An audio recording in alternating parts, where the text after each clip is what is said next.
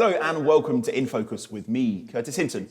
On Q's News, well, what a week it's been. We've had two-tier policing almost confirmed by the Labour Party.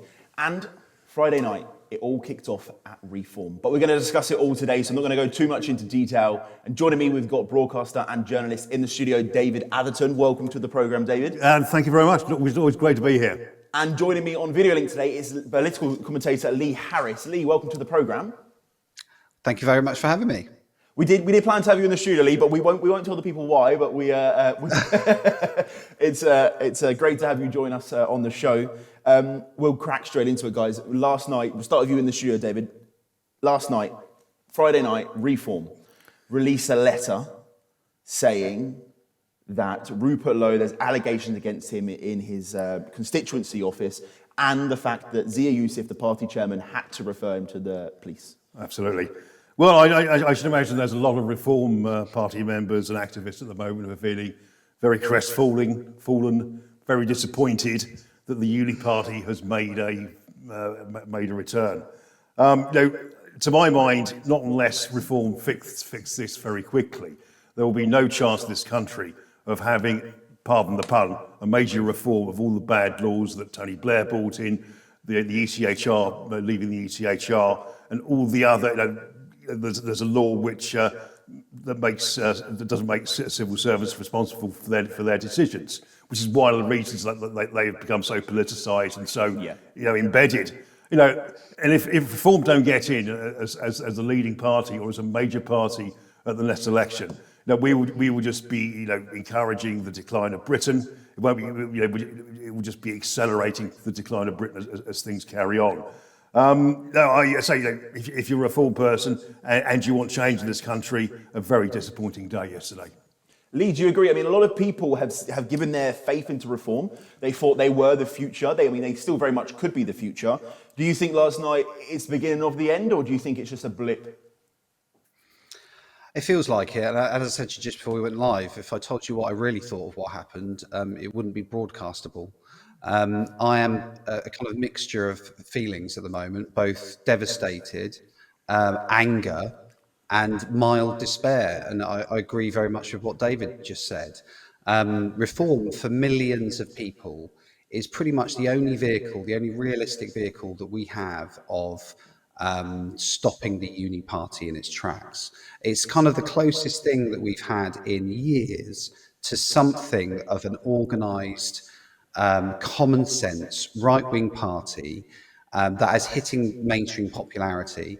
So to see that being what's the word I'm looking for? Thrown away is probably the best way that I can describe what I've seen in the last 24 hours. Is heartbreaking. But I'm trying to remain positive. Now, actually, what David said is very true. If they sort this out fast, and I mean with a photograph of Nigel, Rupert Lowe, and maybe Zia Youssef all out for a meal, smiling in front of the cameras, and just said, right, we've grown up, we've sorted it, better heads have prevailed, we're a team, and explain that what happened won't happen again, and just brushed it away, they could probably recover this pretty well. In fact, it could almost play to their advantage, because absolutely everybody is talking about Reform today. Yeah. I'm not one that fully believes, by the way, that all publicity is good publicity. However, this is still putting Reform right in the minds of people at the moment. And if they can sort it out, but it needs to be done quickly. If they do not resolve this fast, I mean, I could go into all the things about why I'm absolutely livid with. I was a little bit annoyed with Rupert Lowe prior to any of this happening. I think he's fantastic. I think he's probably the best performing MP this country has had in a very long time. He is fantastic. But to write that piece in the Daily Mail, which very gently kind of displayed to the public some inner fraying at the seams, that was annoying by itself, right? Just to go back on there, Lee, he's now come out and said that he time and time again for the last few months has asked Nigel for dinner and to have meetings with him because he wanted to get an idea of where the party was going at the next election. If they are, as the polls say, on course to become the majority party, or the largest party, not necessarily a majority, he's got every right into doing that. So Of course he does. if you're in his position, and I think the media has played a bit of a part in blowing up the article, the interview that he gave. I think they've used it to their advantage. But if you're in Rupert Lowe's position, what would you have done if you weren't getting any response? I would absolutely not have written a piece for the Daily Mail. And the reason being is because it's inevitable. What's going to happen is this will be now used as an advantage by the left-wing press. And of course, the Uni Party themselves they're already having, the champagne corks are probably popping as we speak. So this was always doing something like that, whatever your beef is. And believe you me, Rupert's a very decent man. I probably would take his side on this. Purely just on the basis of, I've actually done a podcast with Rupert. He's probably I don't think I've respected an MP as much as I've respected Rupert. A lot of people think the same. Probably ever. I think he's one of the best MPs this country's had, and I trust his judgment. It must be incredibly infuriating for him to go through what he's going through.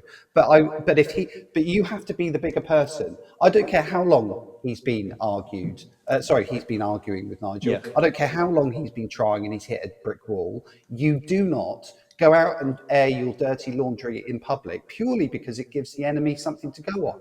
But I'm not blaming all this on Rupert Lowe, far from it.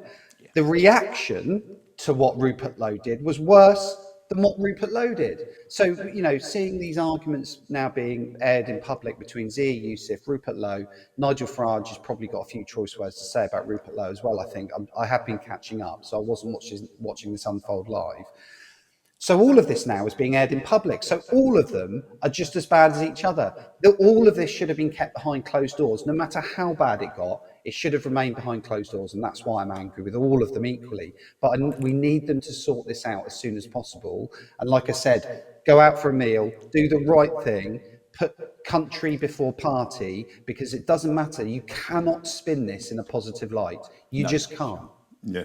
Well, if I can give you hopefully some background information and some off-the-record briefings I've had in the last 24 hours. First of all, I think if you said to me in 1995, in 20 years' time, or 20 years' time, we will have left the EU, I would have said that would be virtually impossible. Yeah. You're having a laugh sort of thing, But Nigel Farage has achieved that all on his own. And when when you look at sort of the Labour Party that goes back to the early part of the 20th century and the Conservative Party that goes back to the 1820s, becoming a major force as a third party, look at the Lib Dems, they've always sort of literally limped along, and the STP was a flash in the pan. To get a mainstream party, a minor party to become a mainstream party needs a vision, and it needs bloody mindedness to do it. And I loads of people when he was UKIP, from the noughties and the tens. Nigel Farage is a tyrant. He is a control freak. These aren't necessarily criticisms. Yeah. He's egotistical, He's egotistical. characteristic. No, Yeah. so am I. All those things apply to me as well. But unfortunately, I'm not running the party, and he doesn't brook any dissent from anybody. Yeah. Over the years, he did alienate a lot of his UKIP MEPs. I've had some of the conversations I've had. Sort of very bad language as well. So also moving on from here as well, is that one thing that perturbs me about it all is. Apparently, these allegations that Zia came up with come from around the 6th of December. So these are the physical or threats of physical assault? Okay. Allegedly, alleged threats, yeah. No, that's 3 months ago. Now, this is either two things. Either it's exaggerated or we just keep it in our back pocket for a rainy day sort of thing. It doesn't say, So what? I get threats all day, on X and other places as well. It depends entirely what you said and entirely what the context was. I think Zia is.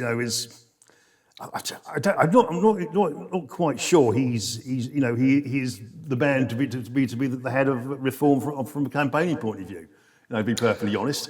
Apparently he was once an anti-Brexiteer at one time. Which is interesting, obviously, because Farage led the Brexit campaign. Yeah, indeed, yeah, absolutely, yeah. He's installed his own. Well, cynics might say yes man, or, he might say his own preferred candidates, help him out. I'm told one of those people, metaphorically, is a bit of a political thug. Okay. At best avoided. So, for example, Gawain Towley is a chap I've known on and off for about 15 years now. I was in touch with him a month ago, and I last saw him about 6 months ago and had a drink with him, sort of thing. Why they let him go as the head of communications, head of press? Madness. To my mind, without Gawain Towler, there would have been no Brexit. He had Farage's back.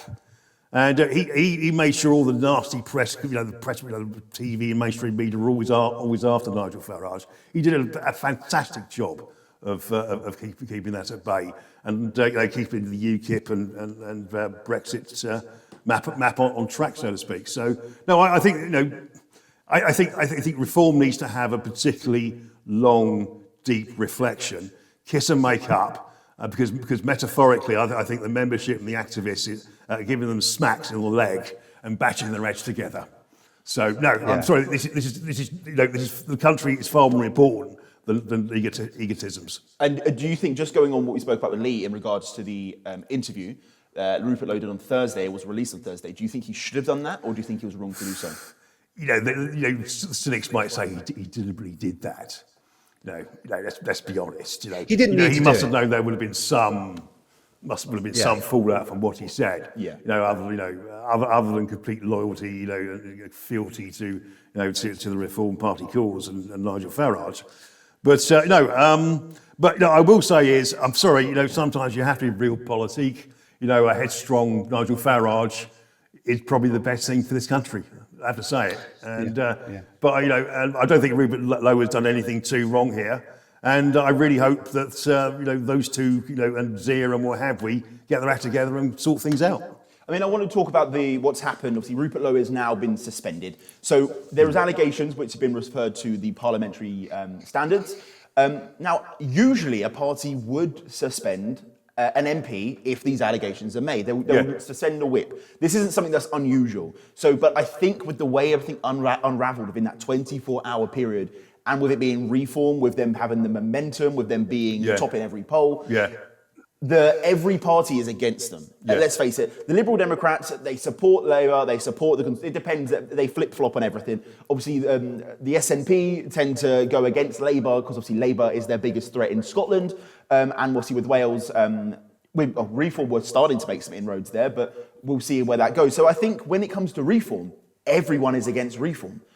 Conservatives want Reform gone because they're their biggest threat in terms of that, supposedly, the Conservative values. Labour are worried because Labour are substantially failing the country. So Reform is the biggest threat to everybody. Liberal Democrats, Dave, you touched upon it, they've been there for so long and they've achieved so little. Let's face it, except from local council elections, which they tend to do well in, when it comes to Parliament, they do so poor. So Reform is everyone's target. And this is just giving them so much ammo. We often hear, let the investigation do its work, from the rhetoric from the major parties, and I personally believe that is exactly what we should do with Reform as well, and that includes members. If you are a Reform member, I mean, I'm not a Reform member, I'm not a member of any party, but if you are, I'd appeal to you to say, do not resign your membership till you know the outcome of this. If you resign it today, you might have to pay £25 in 3 months' time. It's probably going to take longer than 3 months, let's face it, but to rejoin, because if he is found not guilty, there's a chance that he could be restored the whip. Lee, do you think if the whip is restored, do you think that he would or could go back, or is it just impossible at the moment? Well, I think he should go back, and I think that's what most of the membership would want. And I would absolutely echo what you've just said about people not resigning their membership yet. Yeah. This is something that should hopefully be dealt with very quickly. I personally am annoyed that it's even got this far. You're absolutely right to say that there should be an inquiry if there's been an official parliamentary complaint made, but it shouldn't have even got that far. And we shouldn't be having this happening in the first place. But now it is, you're absolutely right. It has to be done properly. And that's because they are, Reform are a proper political party and they should follow the proper procedures. But it should not have happened. There are a lot of really good people in Reform. The thing that I find very difficult about this is I like everybody who's arguing with everybody. And I think there are a few people like me. I have seen there is a growing, very, very, very small minority of people that seem to hate, that are on the right, that do not stand the uni, that cannot stand the uni party, would not vote Labour or Conservative, and seem to just spend all their time criticising reform, even though there is no other vehicle for them to air their grievance, to get what they want to achieve, to get the Labour Party and the Conservative Party out, Yeah. which I wouldn't have thought would be possible even 5 years ago, but is becoming even more of a possibility as time has gone on, watching reform gain in the polls. There is a group of people that do not want them to do well for some reason. It doesn't matter what Farage does, he gets criticised. I'm coming from this from an angle as that I'm an ex-Conservative member, very, very angry with the Conservative Party still. And I'm not saying that Reform could do pretty much anything they want and I would vote for them. I'm not saying that, but I have a very, very high tolerance for these things because of that. So, for example, then they haven't been a party for very long, really. So, a real competitive force. I know they have had a party beforehand. They're still pretty new at this. Do I think I can convince someone to stick with Reform because of a little spat that's happened? With all of the mitigating circumstances, probably very easily. So this is why it's so important that stronger heads prevail. Rupert sorts it out with Farage and Zia Youssef, and they become a public friendly unit again. And because if that doesn't happen, they're under, from what you've just said, Curtis, you make a very good point. You've got absolutely everybody against reform, they just have to take there's so much more of a spotlight on them than any of the other parties, because everybody is gunning for them, the press, the other parties, etc. And that hasn't happened They before. have to be even more careful, and that's why this is such a disaster if they don't sort it out fast. Lee, if I ask you a very brief question, do you think there's anybody else in the Reform Party or externally to Reform who could do a better job than Nigel Farage at leading the party?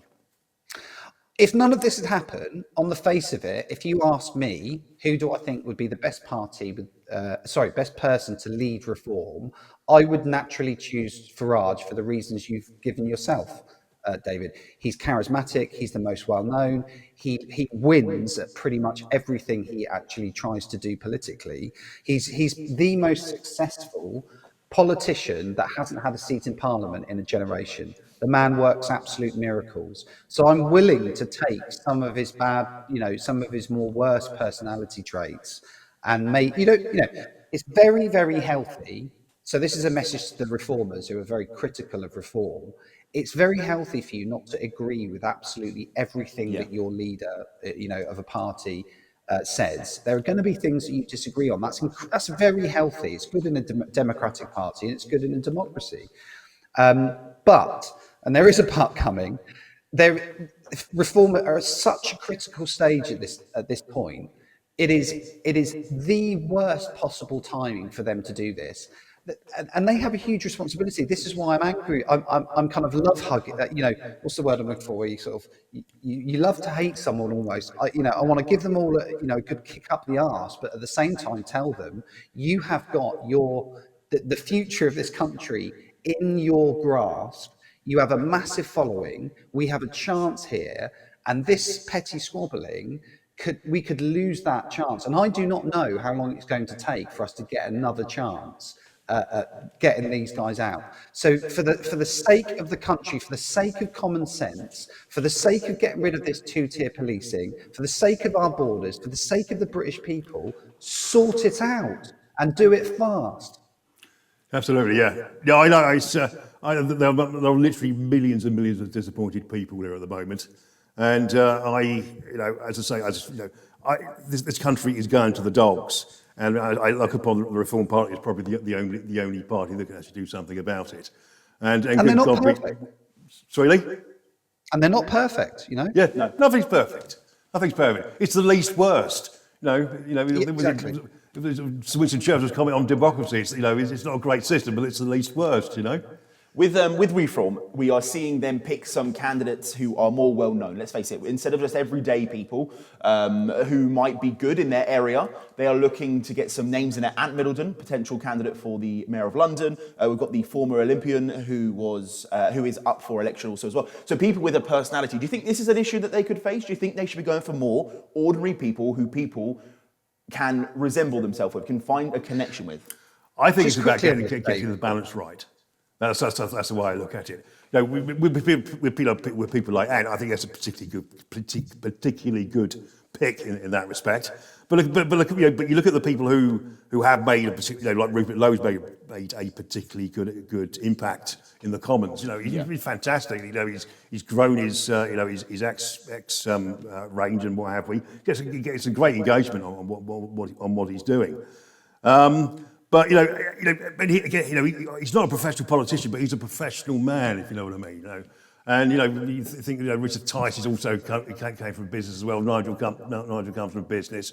Yeah, I think it's about getting the balance right, and it's always nice to hear a regional accent in Parliament and elsewhere. You know, Especially if they're representing their region as well, not just being exactly flown in from elsewhere. Like what I do, in London. In it. Lee, I want to ask you, Robert Jenrick has been very vocal, I'd say since Kemi Badenoch was appointed. He was one of her opponents in the leadership race for the Conservative Party. There's been, again, a little bit of airing about Robert Jenrick joining Reform. Do you think that's a possibility? I'll be honest, I hope he does. I say that because there are some good people in the Conservative Party. I'm not one of these. I try not to be ridiculously tribal, right? I like who I like, and I'm honest about that. Whether they're a Conservative or I'll even say that there's one or two Labour people that I like, but I'll try not to say that out loud. I like who I like. And Robert Jenrick has been incredibly impressive. I know he's a turncoat. I know he used to be a Remainer, and they used to call his nickname in Parliament was Generic Jenrick. So this guy. But I've gone through a change myself. I really hate to admit it, but I started my politics as a Liberal Democrat candidate. I was a councillor for a year and a bit. Shame on you. I'm surprised you. I know. It's a good job you're not in the studio today, Lee. He may have started swinging. That was back in 2008 to 2010, and I helped. Who was it? Win his seat. Anyway, it doesn't matter. It's part of my life. I'll try and forget. But I was introduced to it. So I've gone through a change myself politically. And so I'm willing to accept, maybe more than others, that Robert Jenrick has gone through a change too. I think he should have been selected as Conservative leader. I said that from before I would have voted for him myself if I hadn't cancelled my membership. But I don't care about the Conservatives in general, and I don't really care about whether Jenrick is leader or Kemi Badenoch is leader. I'm slightly pleased Kemi Badenoch is leader for Reform's sake, because that has beautifully enhanced Reform even more. Reform are good in their own right, but the fact that the Conservatives are absolutely awful, even with Kemi Badenoch, has definitely helped.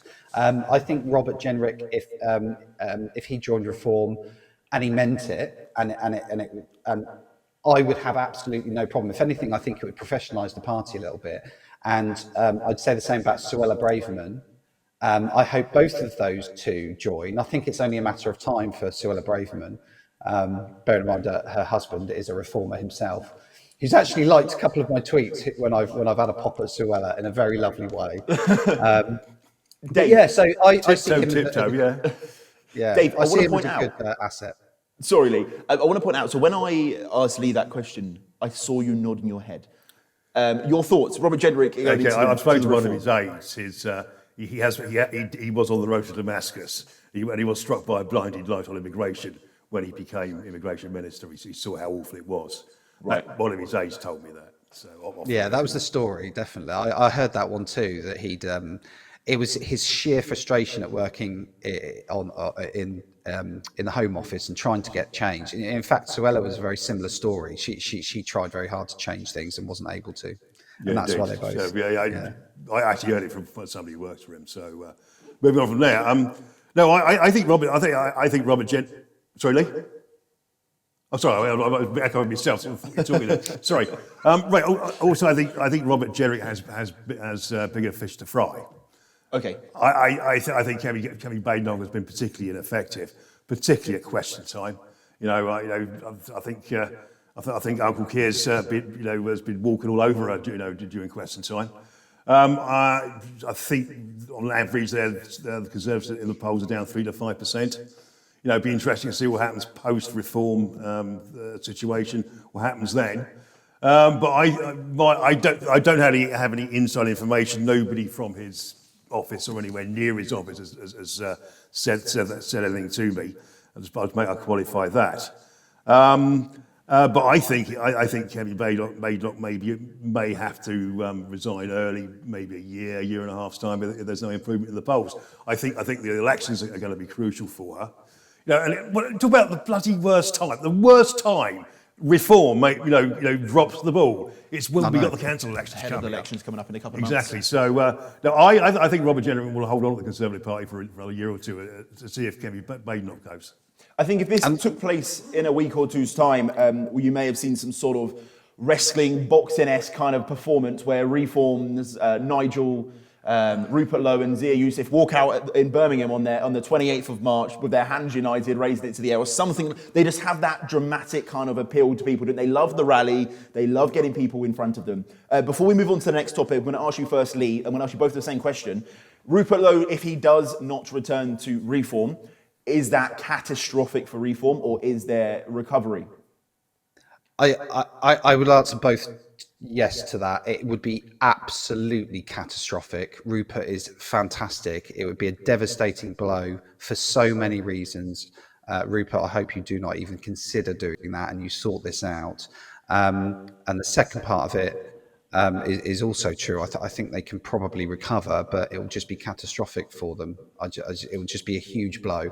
They'll be on the ropes, bleeding from a massive headshot if that happens. But I think that they might recover. Yeah. Look, the point I want to make is if they sort this out quickly, they will bounce back like nothing has happened. Yeah. There is so much passion out there. There is so much distrust and hatred with the current setup of the country and what things going on.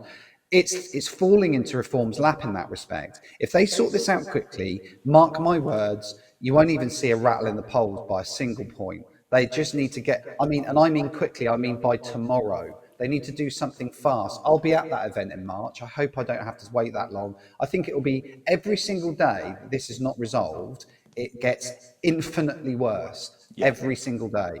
And if they leave it till then to sort it out, I fear it will be too late. They need to get on, like I said, go down the pub, get a photograph of Nigel, Zia, Rupert Lowe, all of the reformers sitting around a table, laughing, having a pint, even if they don't bloody mean it, just do it and get that out on social media and tell everyone that they are going to, because even if they haven't fixed it there and then, that's sending out a message to say, you guys are more important than our petty squabbles. We are going to fix this. And I hope they do, because like I said, every single one of them has got something to offer. I'm not tribal. I'm not going to take sides between Zia, Youssef. Everyone's got their problems. I just want all of them to get their stuff together. Yeah, it's a bit like a loveless marriage. You stay together for the sake of the kids, don't you? But I think the focus would drive them even more. Because they have got a really important job to do, save our country. And they'll know the damage this has done too. Together. They'll know there's damage too, how it's going to be perceived by the other parties and milked by the other parties. Dave, same question to you. If Rupert Lowe does not return to Reform, if he remains as an independent, let's talk about him starting his own party, potentially join the Conservatives, probably the less likely option. But do you think that's catastrophic for Reform? Well, I was trying to choose some adjectives that are different to Lee's, because I agree with them all. I'll let me just go for major blow. Okay. It's a major blow. I think disaster, is probably too strong a word. But I just got this sneaky suspicion from my contacts with Reform that it's a bridge too far now. It's too much. It's too much, yeah. So they'll just have to get together and pretend they like each other. I'm gonna press you a little bit on that. Do you think that if any particular people stood aside, there could be something for Rupert Lowe to come back into, or do you think it's just not repairable? My instinct is it's burnt bridges is the cliche I'm looking for. On whose burning side do you bridges and think? things like that. Particularly, it's all allegations, but if they've made that thing up about the assault on Zia, that's very, very naughty, if true. But we don't know. I think the unfortunately in this country we are in. Well, fortunately, you're meant to be innocent to proven guilty, but as soon as a rumor is out there, I know. That we know that something sticks, unfortunately, regardless if it's true or not. But anyway, I'm going to be doing my best for reform. And Joseph, on Friday morning, I sent out this tweet. Come on, guys, let's pull together. I come from sport and sales, we're all team games. And then it blew up. Obviously, I've got no influence on the Reform Party whatsoever. I'm going to move on to the two-tier policing. So earlier this week, if you didn't know already, if you are from an ethnic minority, if you're a woman, just had a child potentially, you could or should have a weaker sentence than a straight white male in this country. So guys, unfortunately, we're going to be doing a little bit more time if you commit a crime. This is just Labour's two-tier policing in black and white, is it not? Well, apparently it's all David Lammy's fault when he was... From his report back in 2017, I read that. Indeed, yeah. So, do they really think they could get away with this? In black and white, that's the fact they had the audacity to put it on a government website and just assume no one would pick up on it. I think this is the reason the Labour Party has got off to such a bad start. They just live in this sort of echo chamber, this ivory tower where the opinions of people like me, Lee, and you, and everybody else, the people who live in the real world, don't permeate towards them. You look, who would have chosen Ed Miliband to be bloody net zero czar? It's been an absolute disaster. And there will be long-term damage for the Labour Party for doing things like that to this country. And just going back to the two-tier stuff, two-tier justice system. To think you could get away with that, with open, blatant, anti, it's basically apartheid. Yeah. People rightly complain about white majority rule in Zimbabwe and apartheid in South Africa, but this is blatant. This is just exactly the same thing, and they say black people can't be racist or bank people can't be racist. Absolute rubbish. And the fact that you've got the audacity to bring something up like that, is quite damning for the Labour Party. I just get the impression that people like David Lammy and Shabina Mahmood, or whatever her name is, Justice Secretary, are probably just as worse as anybody else when it comes to their prejudices. Yeah. It's horrid, absolutely horrid. Lee, Shabana Mahmood is the Justice Secretary, as Dave just pointed out. So this rule has not, or this guidelines, should we call them, have not come directly from her. However, there is an aide in her team who sits on this council. Regardless of whether she put these through or not, she would have seen this before they went through. What's going through her mind? How has she allowed this to happen? She knew. That's my personal opinion. All this fuss she's been making on social media about it is purely because she got found out. There is no other reason. And to David's point, which I completely agree with, by the way, did they think they could get away with this? I'm partly of the mind that they didn't put any thought into this at all. This is just normal, everyday, run-of-the-mill Labour Party nonsense. And let's not forget, it's not that they didn't get away with it; they got away with it. Those sentence guidelines were voted on, and if Robert Jenrick hadn't said anything and no one had spotted this would be law within 20 days, I'm told, or something like that. The 1st of April it comes into 1st of April. Yeah. So by the 1st of April of all days, this was happening anyway. So they did get away with it, and it's because and I honestly find this possibly one of the most important subjects that affects the British people over the long term, apart from mass uncontrolled migration. And it's the fundamental breakdown of the institutions that we're supposed to trust. And one of those is being the judicial system, and as Rob Jenrick rightly pointed out, as a point that's been made many times, is that the lady that's the statue outside of the Supreme Court is wearing a blindfold, and she's wearing a blindfold because all of us are equal under the law. It doesn't matter whether you're rich or poor or you've got black or brown skin. It shouldn't make any difference. The law is applied absolutely equally to everyone. And that is something that's fundamentally under attack. So I think this was not so much deliberate, it was deliberate ideology from the Labour Party, but it seeped into, we've already got a problem with sentencing in this country, especially when you see people like Hugh Edwards walk free from court, and you see someone who writes some hurty words on Facebook go to prison for 3.5 years, or you see an MP physically beat the living whatsits out of someone in the street, and they get a suspended 10-week prison sentence, and someone writes 3 words on Facebook and gets 3.5 years in prison. So we already have a problem. It was already embedded into the mindset of the sentencing council. This is, by the way, a sentencing council that Keir Starmer sat on, I think in around 2015, which approved the laws which allows paedophiles to walk free. So he was part of that group of people. So it's had a problem for a very long time. So this is just part of a continuation of Labour's mindset with identity politics. It's why I cannot stand identity politics. And it's embedded not just in Labour's minds, but in every single aspect of our institutions. And it needs to be removed Trump style as fast as possible. And I mean, only with reform, this is the knock-on effect this whole issue we spoke about before with reform has. They were the only ones really, I know Robert Jenrick's pointed this out, and he's pointed out that Shabana Mahmood has said she's going to put legislation in place which stops this from happening. He said it's going to take around about 12 months, a full year to happen. So we're going to have this for at least 11 months if he starts. By the way, if you want a particularly broad point on this one, I looked up, according to the United Nations, what constitutes ethnic cleansing. And Labour Party are doing 3 out of the 6 of them. And one of the pillars of ethnic cleansing is to have unequal justice between races and identifiable groups. It's a form of ethnic cleansing. And I've got it in black and white. The exact copy from the government website is in black and white, and it says on there, from ethnic minority, cultural minority, and or faith minority community. How is that fair? Exactly. That's what it comes down to. And this is why people, I think, are sick and tired. And unfortunately, it's why the minorities are probably being affected more. Because they're not sitting here necessarily saying, we want this. They're the ones being given this. Now, if you're given something, I mean, ultimately, these, in my opinion, these cultures should stand up. And some are standing up and saying, no, this isn't fair. Like, we shouldn't get less because I'm from a minority. And I think that's right for them to do so. But let me also quickly say that has all. If you look at the savage sentences that they've given out after the Southport riots, that's been implemented already. Straight away before, and this isn't meant to come in until the 1st of April.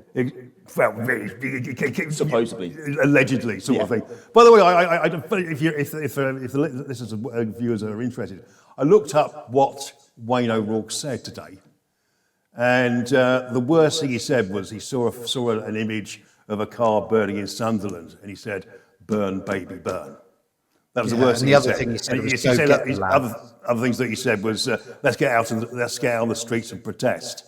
He got 3 years for nothing, really. So encouraging people to get out on the streets. I mean, that's what they do every weekend in London at the moment, right? Sadiq Khan just said that about Trump.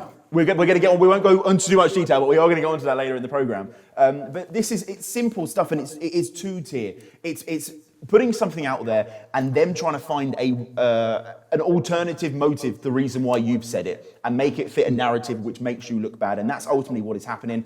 And that's why people are standing up in this country. And you're then labelled as a racist, you're labelled as far right, a fascist for doing so. But ultimately, it's all driven from the fed up nation that we have at the moment. Well, indeed. Well, my other point, another analytical point was, Starmer's having a good time on the international stage, playing the saviour of Ukraine and Zelensky at the moment. And I was rather hoping this was going to, pin in his balloon, but it doesn't seem to work so far. But this is far more profound for this country. For example, I think in London, for example, 48% of all social housing has gone to people who were not born here. 48%, nearly 1 in every 2 social housing goes to foreign people, not British people. You're and right. British You're people. right to say it's profound, David, because it really does. It really. This is probably one of the things I think about the most: the unfairness in society, and I do believe. I really hope it doesn't, but this is the sort of thing that could lead to civil disobedience in the future.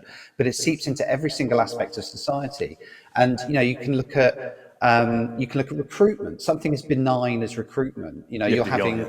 You're having white people discriminated against because they're white.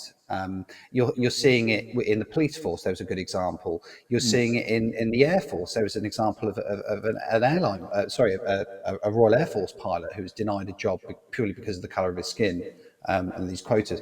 It seeps into everything. Our two-tier policing, the way that they would treat the BLM riots, compared to how they would treat the COVID protesters. It's insidious, and it is so dangerous. If the public loses trust, which I have personally myself, but if the wider public loses trust of things like the BBC, you can't. And we've already lost trust in the media. That's gone. Trust in the police is going. Trust in the judiciary is just taken. I mean, I've those of us who are following politics have probably had an issue with the judiciary for a very long time. This has definitely shone a massive light on it. That's what's happened in the last 24 hours. They've given evidence, right? They've given you evidence for Yeah. what you're saying is true. People are getting that exactly right. They're getting that evidence with their eyes to see that what those people are saying, all those people that were labelled as far-right conspiracy theorists, yet again, are being proved absolutely right. Everyone knows it's true. And let's not forget, this is on a backdrop of Keir Starmer saying last year with Mark Rowley that two-tier policing and two-tier society does not exist. We had the Home Office imply that anyone who thinks that there is two-tier policing or two-tier judicial system, they are of the far right. This is a far-right extremist view that came out in a Home Office report literally a matter of months ago. Of course, the government disagreed with it, but there you are again. The apparatus, the moving parts of government seem to spew out every single time without prompting something either completely racist or completely two-tier, and the government play dumb like, they don't know that this has happened. It's because it's literally embedded into the very fabric of society now, and this is why Reform need to sort their lives out incredibly fast, because they are the only party that will sort this out. I mean, they might not, and we might be incredibly angry with them, but at least give them a chance. Indeed, The Conservatives, Indeed. the Conservatives talk a good talk, but this happened on their watch. 14 Right? years this has happened. Exactly. We're And the Labour talking Party aren't going to do anything about it because they love it. Yeah. Well, talking of conspiracy theories, the one that Starmer's admitted to recently is the Great Replacement. He said mass immigration is being done by, and I use his word, by design. Well, Tells you they did everything you need to know. Again, say they're that- giving the evidence and they're giving people the exact. They're telling people it's almost narcissistic in terms of they're saying, or gaslighting. They love the term gaslighting. Let's use that term. They're saying to people, no, this isn't true, but we are going to arrest you and give you a harsher sentence if you're a white male. That's it, then they go, but it's not true that it's two-tier. And that's the issue we've got. And I think that's why people are fed up. And She like said you it in Parliament, didn't she? She put up that massive, I will not stand for two-tier policing. She said it in Parliament, or two-tier justice. Well, it was literally her office that didn't raise any objections to the sentencing guidelines. So that's what I mean. It's not just breaking down trust in our institutions, as well as Parliament. Actual MPs are responding and getting caught out in their own lies in real time now because of social media. Yeah, and that's very much. And I think if it is, as we said, if she hasn't approved this and she doesn't know this has gone on, what is she doing? This is her. She's an MP, but this is her cabinet job. So if she's not doing that properly, she needs to be removed from the cabinet because you can't. This is a failing, and this is another issue. I made the point this morning on X in terms of what's going on in the reform. The reform votes at the moment are very much turning in on themselves. They're siding with one side or the other. Forget about that. They'll sort that out themselves. What you need to focus in on is holding Labour to account still, because at the moment, Labour and Conservatives are sitting back, crossing their arms and just letting it all unfold because it plays into their narrative or their playbook in terms of we're going to let them just burn themselves down. That's all Labour had to do with the Conservative Party at the last election. They had to sit back and say nothing and look at the majority they've got with a worse turnout, a worse voting numbers than Jeremy Corbyn, and they still managed such a big majority. It's very fragile, and Labour will pay very heavily for that. Yeah. Completely walking all over manifesto pledges. They'll pay a big price for that. Well, Dave, you've alluded twice to the last segment today. I'm a man ahead of my time. With Sadiq Khan, and you mentioned the balloon. Obviously, last time Trump came to the UK, there was the big Trump baby balloon, which was approved by the mayor's office, which just shows you how much of a child Sadiq Khan is. Or, no, I'm not going to call him it. I'm not going to give him that title. Khan is coming back to the UK. Sorry, not Khan. Trump is coming back to the UK. Unfortunately, Khan is in the UK. But King Charles is invited President Trump to the UK. Sadiq Khan's been on the media, the press this week, saying that people should get out there and protest it again. Labour are leading the government. Labour gave him the invitation on behalf of the King, and a Labour mayor, where the city that he's coming to, is saying we should protest him coming. Sure. Well, I better before I say anything about Sadiq Khan, remember the libel laws in this country and Ofcom rules at the same time. I always try and work within Ofcom rules. But anyway, I look upon Sadiq Khan as an extreme left winger. I look upon him as being a radical Islamist. I think I can just about say that without having to immediately apologise. And he would, by definition, hate Donald Trump. Yeah. Or loathe, hate's the wrong word, loathe Donald Trump. In politics, as a Londoner myself, I really can't think of anybody in politics I really loathe myself any more than he does. He couldn't arrange a bun fight in a bakery. He's been a complete financial disaster. And the crime that has gone on, that has ballooned, pardon the pun, over the last, I think it's 2016, I think it was elected, 9 years, is an absolute disgrace. Yeah. There just are not enough voters in this country to vote him out. It seems to be most of his voters are like sheep, and they just go tick to the Labour Party, whatever. I'm pretty sure a donkey with a red rosette could win in London these days. Well, in fact, they do have a donkey, don't they? But anyway, that's by the by. I don't think Donald Trump is bothered about it. But I probably would suggest to you that Khan on this one probably admits to a certain extent that he's lost. And so just shut up and keep your counsel. As your mother used to say, if you've got nothing nice to say nothing at all. As the Mayor of London as well, and someone who's clearly made it evident that he'd probably look for a MP run at some point, potentially leader of the Labour Party, whoever knows. It's just a silly thing to do. Like he's an adult man who is currently the Mayor of London, likely not to run again, but you're representing millions in London. You were right to say that him and Trump don't have a great relationship. He branded Trump as a sexist, homophobic, Islamophobic, and a racist, and insists his views haven't changed in his second term. And Trump has previously fired back, calling him very dumb and a stone-cold loser. Lee, what do you make of Khan's words this week, specifically about Trump's return? Khan is a child immersed in student politics and a complete failure as a London mayor. And this is a huge embarrassment for Keir Starmer. I was giving this some thought actually on the drive back today. And Keir Starmer has been doing everything he possibly can, excruciating as it is to watch, but to suck up to Trump. Yeah. That's what he has to do. He is the Prime Minister. He obviously never considered he would ever be Prime Minister when he was calling Trump all of the names under the sun, along with Khan and everyone else.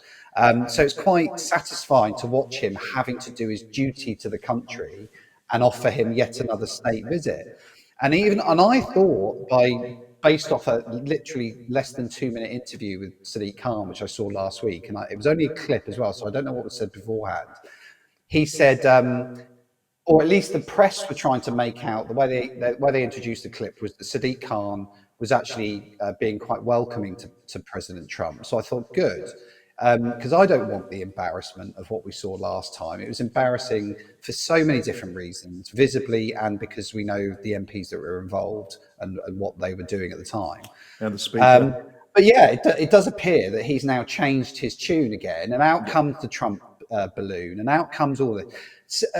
I think Keir Starmer's going to be livid because of the impression that he's trying to give. It's going to remind everyone very, very effectively, with precision, in fact, about all of the stupid, childish, student political things that all of the Labour Party said about Donald Trump prior to them getting elected.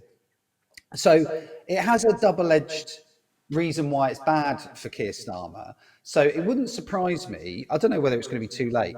Sadiq Khan probably doesn't care either because, like you say, it might be his last term anyway. Although I think he can run another term, can't he? But I think he can. I think he's he can, alluded yeah. to the I fact think he he probably can, won't. it's not the same as he can do it if he wants to. So he doesn't probably care that much anyway. But it wouldn't surprise me if Keir Starmer's team has a very quiet word in his ear and says, "Not this time, mate. We're the party of power." But it depends how arrogant Sadiq Khan, and we know he's an exceptionally arrogant, narcissistic man. And is he going to row back for the good of the Labour Party? And now he's said he's going to do it. I don't know, 50-50. I really think Khan's loathing of Donald Trump will preclude him from showing any form of humiliation or retraction from him. He's just a horrible person. Yeah, but to physically organise a protest, that is a right thumb in the eye for Keir Starmer. He did call upon protests, people to embrace exercise their right to free speech. It's what he said last time. It's what he said last time. I remember it very well.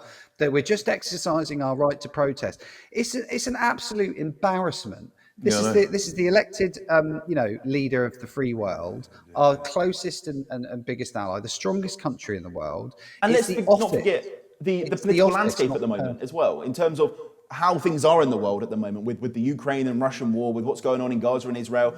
It's quite important, this relationship we have with the US. And I mean, fair play to Trump. He's been hit in the past in terms of not being able to put bygones be bygones, but he has with the UK, with what Dave Lammy has said and with what Starmer has said in the past.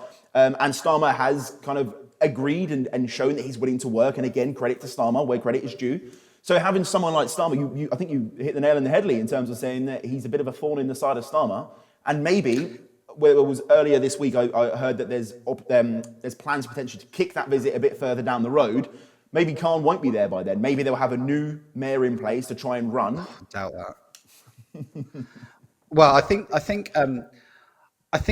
that Starmer will probably try and do is, but what you got to remember is Starmer agrees with him. Right, yeah. So he only wants to stop it because of how it looks, and we don't know whether he wants. I'm only using my gut, which does always have to be right, Curtis, of course, but it's only a gut feeling, and my gut feeling tells me that is the last thing that Starmer wants. He will be rolling out the red carpet for Trump, just like he rolled the red carpet out for him. I mean, I cannot stand Starmer. This isn't clever politics by Starmer. There is no credit I will give him for the strategy of being nice to Donald Trump. He is doing the bare minimum as a leader. All of these leftists who are fawning over Starmer's incredible performance over the last couple. I mean, come on, my 8-year-old could have done the same effective job that Starmer has done. All he had to do was nod, smile, and give him a bloody invite to the state visit, and he did that well, right? Yeah. So well done, Keir Starmer. But literally anybody could do what Keir Starmer, and I would extend that to hit this Ukraine position. Keir Starmer has found himself, although he'd like to tell us he's found himself, I'm not quite sure how true this is, but he's told us that he's found himself in a position where he can be the intermediary between Trump and Zelensky and Trump and the European Union. Well, it turns out that's all a load of nonsense as well, after Keir Starmer said, what was it he said, about troops on the ground and stuff like that. Well, that's the last thing that Donald Trump wants to get involved with. So whether you agree with that or not, that's not the point I'm making. The point I'm making is Keir Starmer can say whatever he blooming well likes, and the White House are not going to listen to a word that he says. So I'm not quite sure. As a quick lighter aside, have you guys seen the video of Donald Trump with his scrapbook? I call it a scrapbook of his time. Yes, of the royal family. Yeah, the royal family. Yeah. Yeah. The way he caresses it and looks at it lovingly. It's wonderfully presented, great photographs and what have we. It's very, very moving the way that Donald Trump. He loves this country. Lee, do you ever feel dirty that you have more sympathy with Donald Trump than you do with Sir Keir Starmer? As a patriot, yes, I do. And there's a little bit of me that feels a bit of a hypocrite as well, because when the left, do you remember when Boris was in, right? And it didn't matter what Boris did, Okay, he would go in front of the world's media and play a blinder sometimes, and he would be criticised, and everyone hates him. And I thought to myself, come on, guys, this is the Prime Minister of the United Kingdom. Show a little respect. There is part of me that respects him, but it's not him, it's the office. Of course, I respect the office of the Prime Minister of the United Kingdom. I do not respect Keir Starmer. I think he is the worst possible person. I feel naive in some respects because I knew they'd be bad, but I didn't think for 1 minute that Keir Starmer would be as ideologically captured and blind stupid and you know, the lies that he's told aren't white lies. I mean, you look at the lies that he's told over They're barefaced, aren't they? Pinocchio. Yeah, I mean, they're serious. They're very, very serious lies. And you know, so many in such a that short space of time as well. I mean, they've Exactly. only been in since. Yeah, exactly. So I despise the man, but I hear your point, David. I'm a patriot. I love my country. I respect whoever is prime minister. It is very, very, very difficult to show any respect to Keir Starmer. But I would if I was ever unfortunate enough to meet the man. You know, he's our prime minister. I'd say the same about any elected prime minister. Well, actually, my comment, guys, on